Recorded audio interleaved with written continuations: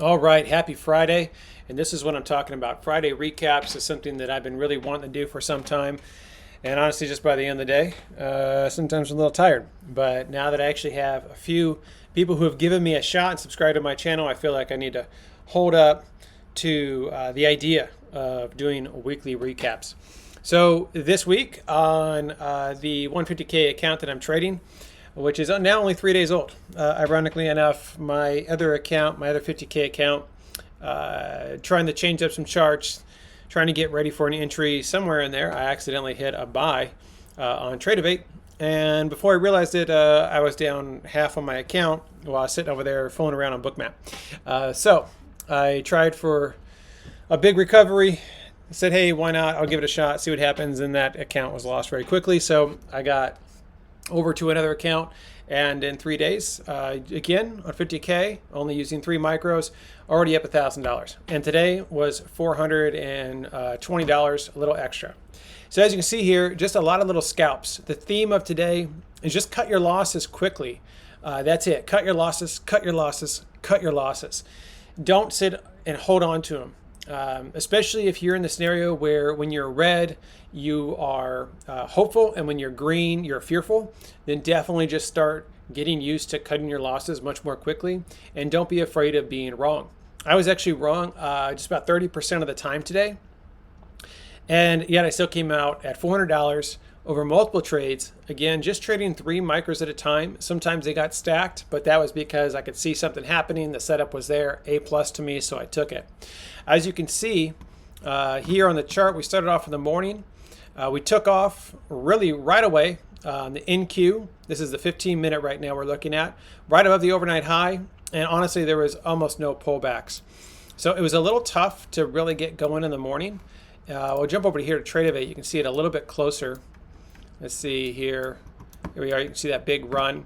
Right off the bat, I took a little scalp first thing in the morning.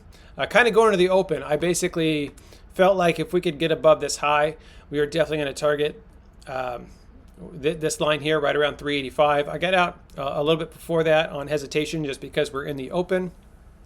I got out, still looking for a long. I did sort of like this long here. I scalped this guy here for about another $100 here, and about 110 using 3 micros real quick.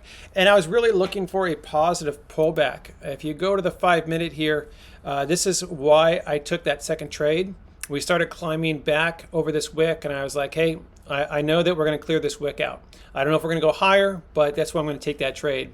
Once that happened, I really wanted to give the 15-minute opportunity to maybe retest. It never did, none of the 5 at least. It just sort of kept going. I couldn't find another entry to get in because I kept waiting for a pullback.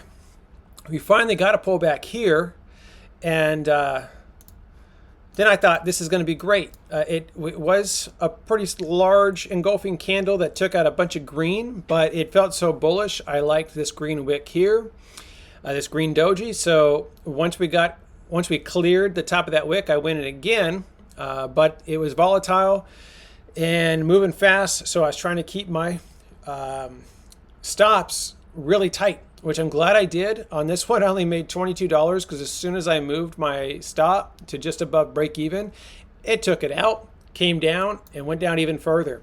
I was actually still bullish through all of this. I didn't take a trade, but I was bullish because as you can see here, we were still above the EMAs, above the VWAP. We're above overnight high, yesterday high a day. This big resistance we're sitting above. So I was fine with this thing really going all the way back to VWAP at 374 and really still looking for longs. So, you know, it obviously got there. It got all the way down to 347 and it started to build its way back up. I was still feeling bullish. I liked this trade here. Same thing though, I got in. You can see it was quite volatile. I wanted to beat this red doji candle here, and then I really wanted to clear 445, these 2 wicks, and then I was hoping for a return to high of day. Instead, $9, because why? I kept my stop tight, and as soon as I did, I'm glad I did. Why? Because it pulled right back on me just like it did here. So I avoided 2 big losses right there and took just 2 small wins. Now, at this point here, I started saying, okay, maybe we are going to start getting bearish at this point.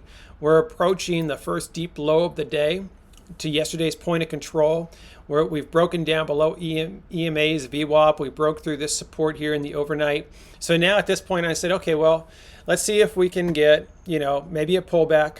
Let's make sure I'm in the right spot here. So we're starting to look here at 11 o'clock in the morning. We come back over here in the 5, looking at 11 o'clock. So right here, you're looking at it from this point of view right here, and you're saying, okay, it came all the way back down, retraced the whole thing. We put it in a lower high, put it in a lower low. We are now getting stuck in this area of interest box I had from before, which is basically an hour point of resistance or support from using a previous day of the week. You're looking here,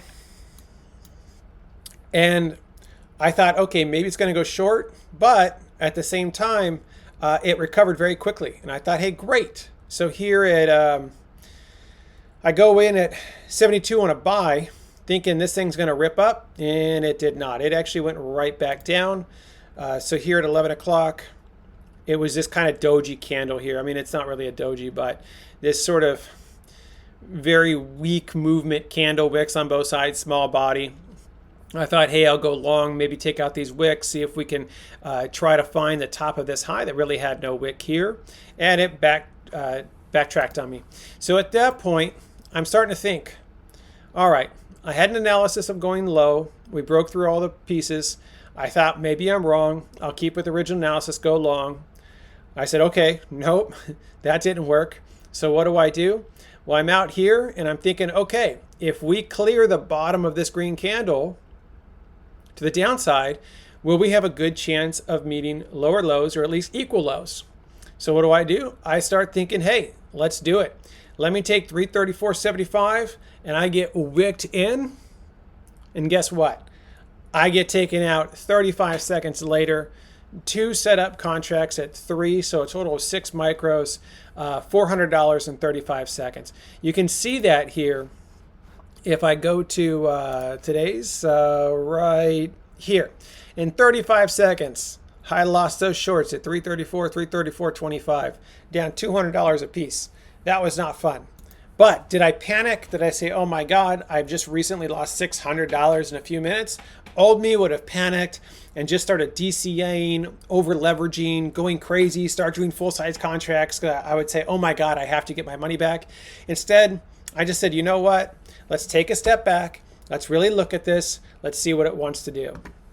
So we retraced. We're still macro bullish. We're getting back above the EMAs, back above the VWAP. We're clearing this area of interest. We had 2 long wicks on top, but now sellers could not ever get this down. I don't even see a red candle. You see a long wick on the bottom with that 3rd green candle. And that's when I said, you know what? I think this thing's really going to pop. It is consolidating. If you get down to the 1 minute over here, this is just barcoding at this point. So my sell at the bottom was the bottom of that barcoding, was the bottom of that consolidation, and it ripped right back up on this wick. So 35 seconds later, I wish I could have done it sooner. I cut my losses, even though they were pretty severe. I wasn't hopeful. I just said, fuck it, I'm wrong. Sorry, I should say, screw it, I'm wrong. And as soon as I did that, I said, let's wait and let's make sure we understand the bigger picture. Is it consolidating to go lower or to go higher? I looked over a book map. I looked at the volume. I was looking at where liquidity was starting to build. And I said, you know what? This thing is going to go higher. Again, 2 long wicks on the green. From the top side, sellers pushing but couldn't get it lower. 1 long wick from the bottom, green. Buyers absolutely defending the high of day yesterday. Almost sort of like a, well, it's not quite inverted head and shoulders. At one point it did look like that, but it was going back up. And so I started stacking, right? What I did here, we'll get out of this real quick, and you can see it right here. So I definitely put risk on the table. I added 3 here. I went right in at 365 because I knew we would see the top of this at 372. I knew that if we see the top of this with force, then I knew we could go higher. So I started adding in here at 370, still expecting this might turn around and I was gonna have to get out quick, but I'd get a small win. But again, I was like, you know what? It just has to clear these red candles here. At the very least, we're gonna start heading up to this red candle right up here. So I begin stacking a few more threes, and then we get the push. I'm looking at Bookmap. I'm seeing the power. I'm seeing the liquidity. I'm seeing the cumulative volume delta and the delta all severely in the green. ES is pushing, right? NQ is pushing. So I'm like, man, this thing's going to go. 400 was my initial target. I actually added one more at 396 because I started seeing liquidity build a little bit higher. I was like, you know what? If I can get right around 410, I'll let this thing go. And that's what I did. So, we started here at 365, right? Main ads were up to 377. One more ad at 396.